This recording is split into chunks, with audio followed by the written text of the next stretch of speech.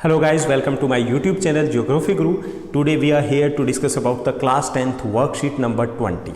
First of all, we'll discuss about the content and after that we'll discuss about the written solution of these questions. Let's begin. As it is visible on your screen, today the date is 20th of August 2020, worksheet number 20 and our subject is Social Science Economics. Our topic is sectors of Indian economy, that is the second chapter of economics, class 10th. As we have already discussed in the worksheet 19 that half of our population is engaged in primary sector, but the share of the primary sector in our GDP is just 15%. On the other hand, the contribution of secondary and tertiary sector is around 85% in GDP, but they employ only half of the workers. So there is an imbalance in the workers where they are employed. Okay, and second problem that we have discussed in the worksheet number 19, that was the problem of underemployment. What is the underemployment? In underemployment, people seems to be working. लोग लग रहा है कि वो काम करें, but actually they are not getting as per their potential. अपने potential के according उनको नहीं मिल रहा है. और the second situation is that the people are working more than the requirement, as it is in the agriculture. खास तौर पे agriculture में ऐसी समस्या है वो ज़्यादा है. तो that is the underemployment. तो अभी देश के सामने एक मुख्य जो समस्या है, main problem is that to generate employment in the country. लोगों को रोजगार कैसे दिया जाए. So here in today's worksheet we are going to discuss about how to create more employment in our country. तो यहाँ पे टू सॉल्यूशंस दिए गए. First is in short term and second one is long term. In short term here it is discussed as MG NREGA. It is the short term solution to provide the employment कि थोड़ी समय के लिए हम लोगों को रोजगार कैसे दे सकते हैं. तो MG नरेगा क्या है? Mahatma Gandhi national rural employment guarantee act 2005. इसकी क्या विशेषताएं? Let's do discuss. Features of MG NREGA 2005. Implemented in 2005. This act was implemented in 2005 में इसको लागू किया गया था.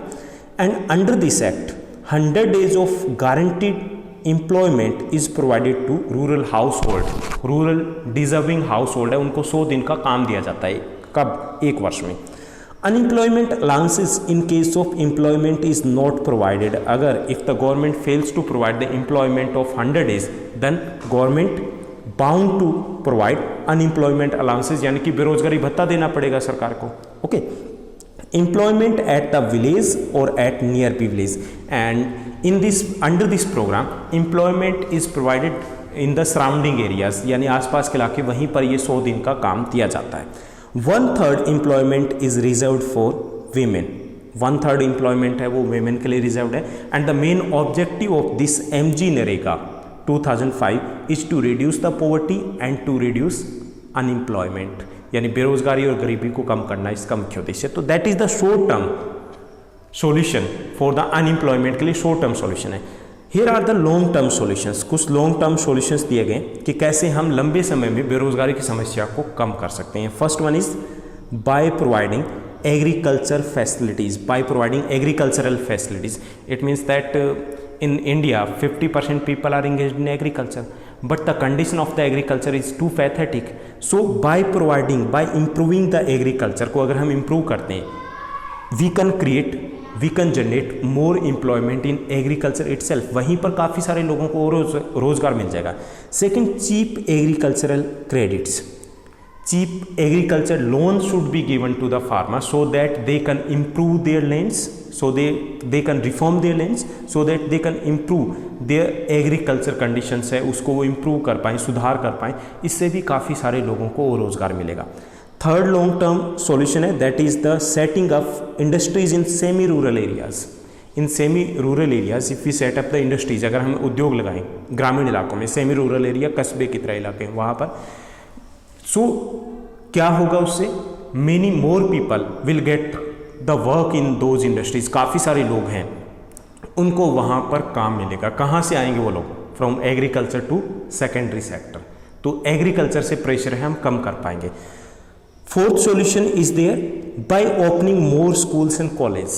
as we have discussed in class 9th that how we can turn human beings into the resources by providing the better education and by providing them the better training.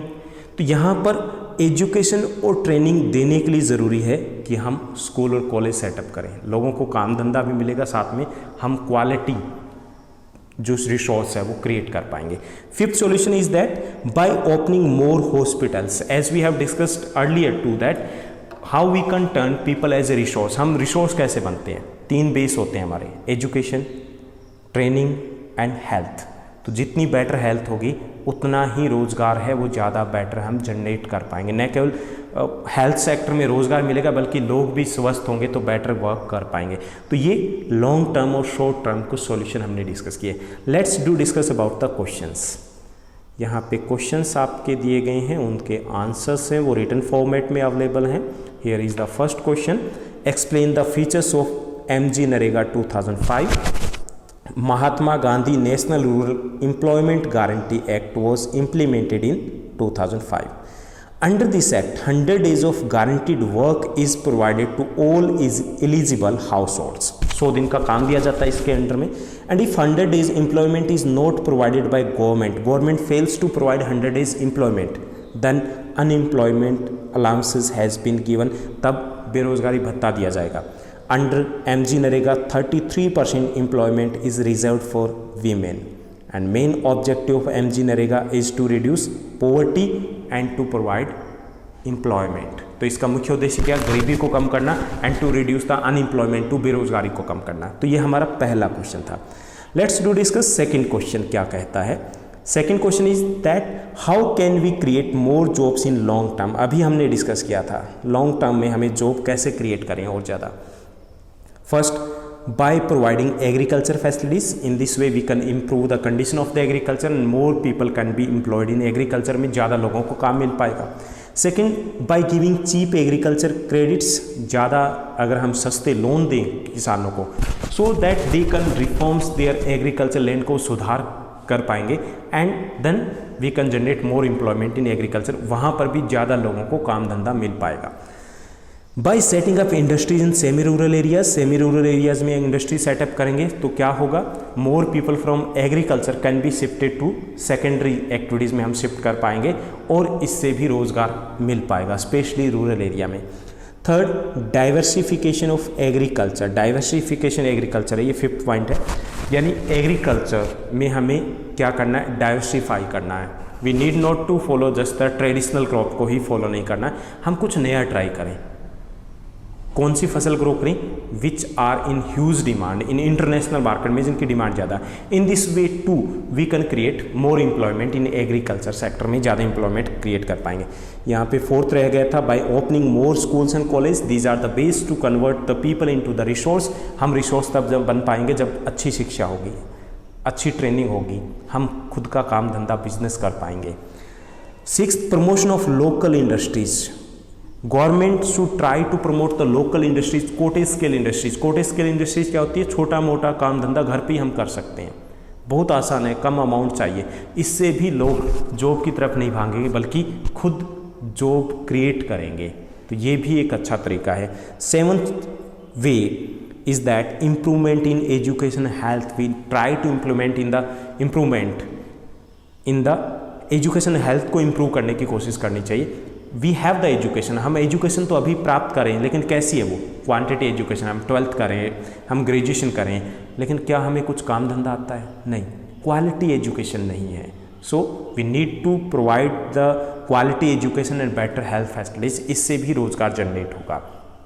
Education और health में लोगों को काम धंधा मिलेगा plus हम जैसे लोग भी रिसोर्स बनेंगे. Next is the third question and the third question is why do we need to create more employment. हमें रोजगार की ज़रूरत क्यों है? First, to reduce the poverty, to reduce unemployment. Third, for better living standard. If we get the employment it means we will get the better economic way से हम देखें तो हमें बेटर प्रॉफिट मिलेगा, तो इससे लिविंग स्टैंडर्ड है वो भी बेटर होगा.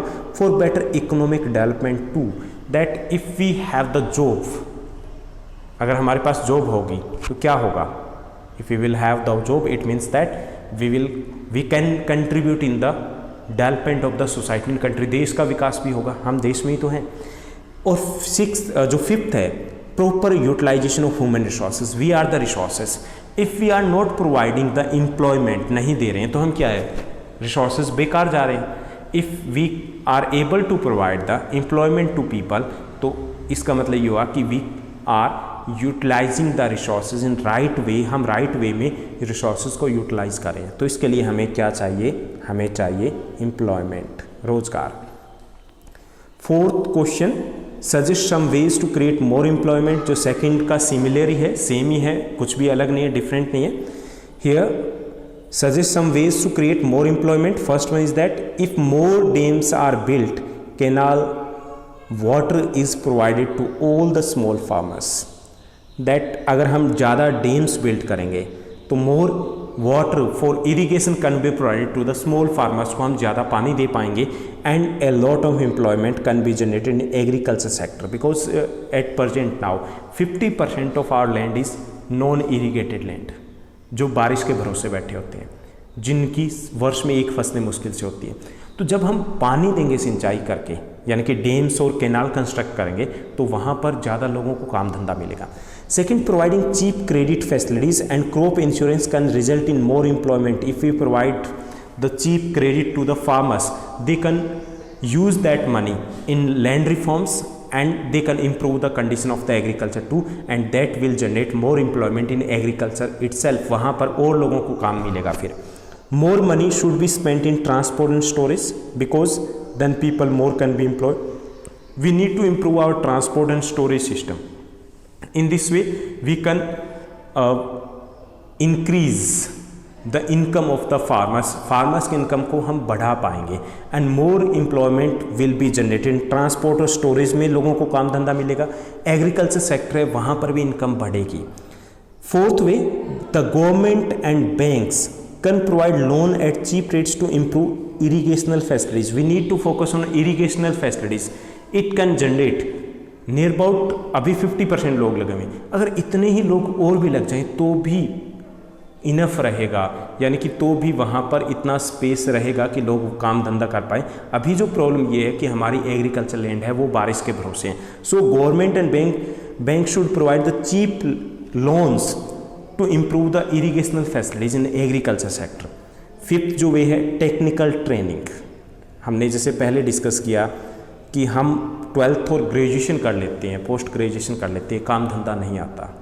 We are getting the education, quality education नहीं है, जॉब सेंटर्ड एजुकेशन नहीं है। सो टेक्निकल ट्रेनिंग और vocational guidance should be provided to the youth so that they can create self employment, वो खुद का काम धंधा कर पाएँ जैसा कि दूसरे देशों में होता है। तो ये थी हमारा आज का सेशन जिसमें हमने क्वेश्चन आंसर को डिस्कस किया। Thank you, bye bye, have a nice day.